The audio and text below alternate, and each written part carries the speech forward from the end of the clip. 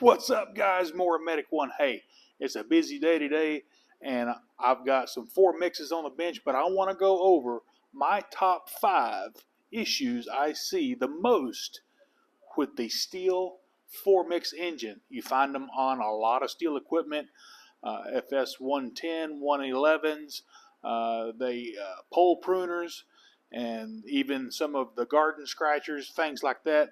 Let's go over some of the most common issues that I see on the Stihl 4 mix. Well, let's go. Without a doubt, number one issue I see is fuel delivery issues, whether it be the contaminated fuel, fuel not mixed correctly, moisture in the fuel. This one, all the tag says is will not start. I could not get this thing to start. I opened the choke and I squirted me a little mixed gas in there and pulled it, and it fired and ran just for a second. That tells me that we have a fuel delivery issue, possibly carburetor issue, and these little Zama carburetors that are on these 4 mix engines are just absolutely garbage.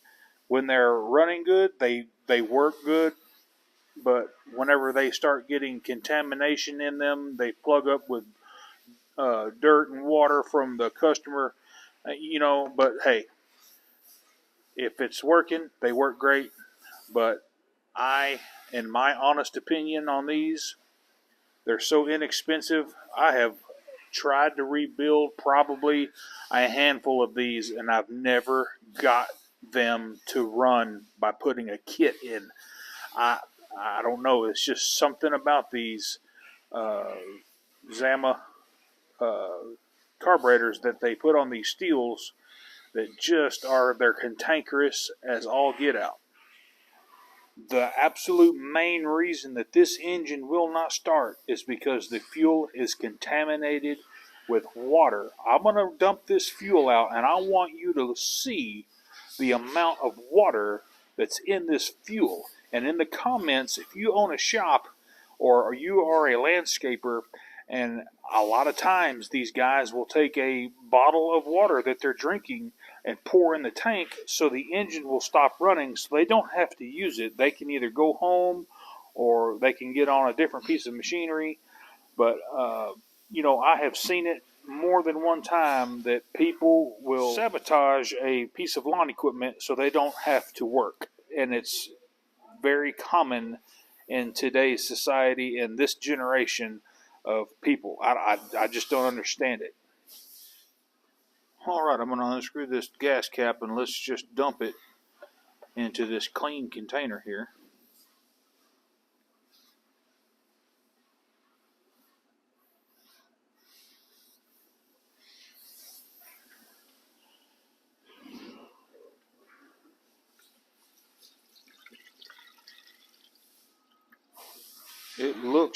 It looks mixed, but the main issue is water.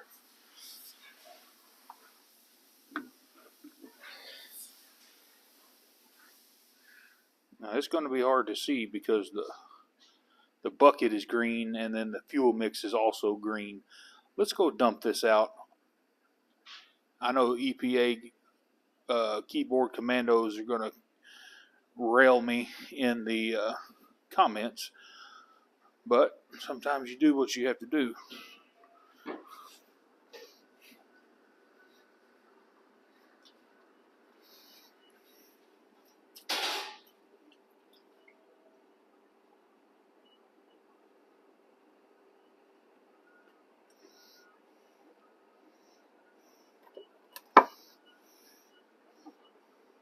Just look at that water.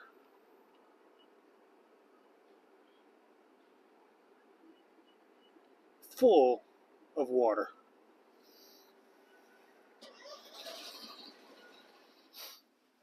Of course, I'll blow out the tank real good, and then we'll replace the fuel filter.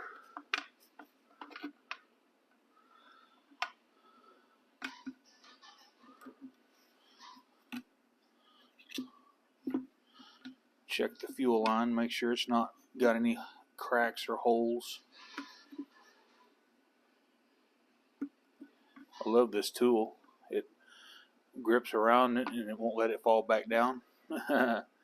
I'll try to find that part number for this fuel line grabber, and man, this thing is awesome. All right, so issue number 2 is going to be that the customer states that it's hard to pull. It acts like it has too much compression. Well, that's going to be a valve adjustment issue, but if you find yourself having to adjust these valves way more than it says to in the factory repair manual for valve adjustments, then you are going to have an issue with the camshaft. These little camshafts are made of plastic, and I understand that they need to be made of metal.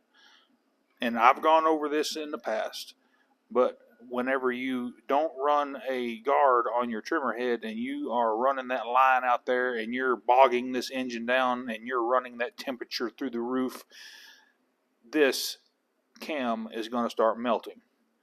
Keep your RPMs around 7,500 RPMs while you are wide open throttle cutting, and you won't have any problems.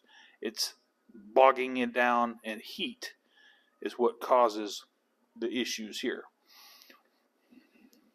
So whenever you're adjusting your valves constantly, that means that the lobe is starting to wear on your camshaft, and you're having to adjust it tighter and tighter and tighter, and you're just following the cam profile until the cam just gets completely worn down enough to where the engine won't even open the valves. Now, another issue is that these camshafts, now I've already popped the backing plate or the thrust plate off of the back of this cam. There is a flyweight ACR, which stands for automatic compression release.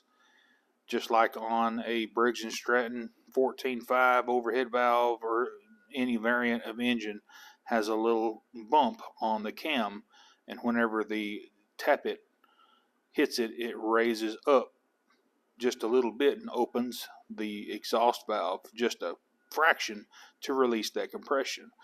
Well, these little springs get weak and the compression releases will stick. So it's just like not having one, even though it's not broken. You can't even buy the spring by it. So you can't buy any parts to fix this. See how it's sticking? To make this work again, just buy a new camshaft. They're like $12.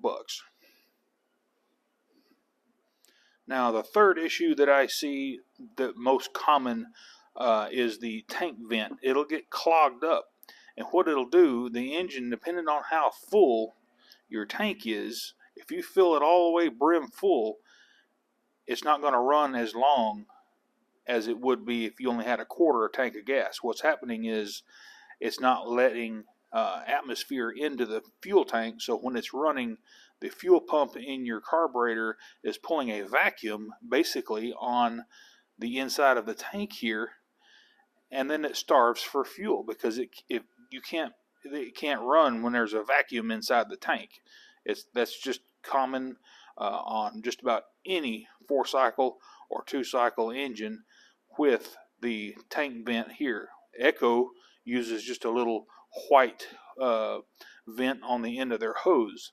Stihl just happens to use this plastic style check valve that mounts down into the tank. Same principle. The fourth most common issue I see with these 4 mixes are clutch issues. They'll just absolutely break the spring. As you can tell, this one's busted, and the shoes themselves will just get worn out. This one's not too bad. I could probably go ahead and reuse this one, but I'm not, because it's actually knife edged. It's worn down.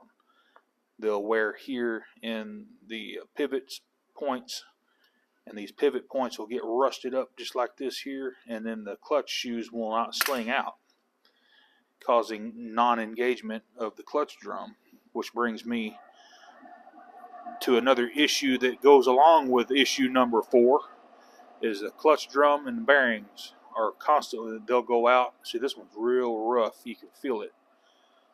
Bearings in the clutch and bearings throughout the machine and the cutting head.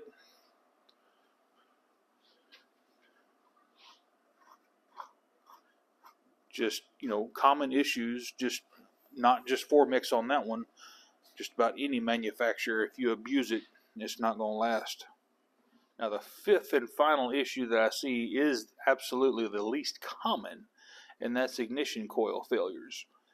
I don't see the coils go bad on these very much, and when they do fail, they just stop firing. In my honest opinion, that's all I've ever seen.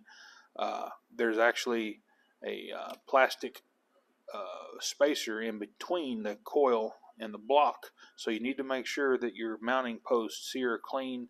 If you're getting one that's not firing, just take the coil off and clean where it mounts and clean the screws real good, and then retest it. It'll only take you 5 minutes, and if you still don't have fire after you've cleaned these off real good, then just replace the coil.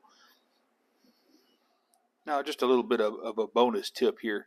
Here are the rocker arms that ride on the camshaft, right here. And as the cam turns, it, of course, it pushes the rocker arms. But where this rocker arm mounts through this axle into the back cover, sometimes they'll get worn. That much play will cause you to have, you can adjust the valves, and then 5 minutes later after running it, your valve adjustment's gone because you're trying to fight all this slop. It's just not good. So you need to replace this cover if these bosses get too wallowed out. Same thing with the engine. You want to make sure that these bosses fit the axle bolt or the axle pin tightly. Guys, I'm not picking on Stihl whatsoever. I love the little Formix engines. I just don't like having to work on them all the time with the same issues because the operators just wear them out. We need to be servicing these. We need to be greasing the shafts and greasing the gear heads and replacing spark plugs and air filters. We shouldn't be having to rebuild these engines because they're just being flippin' abused. But anyway, hey, if this content helped you out, please give me a thumbs up and smash that subscribe button. And while you're there subscribing, please click that bell so that you get all my new notifications and videos. You'll have a good day. More Medic 1.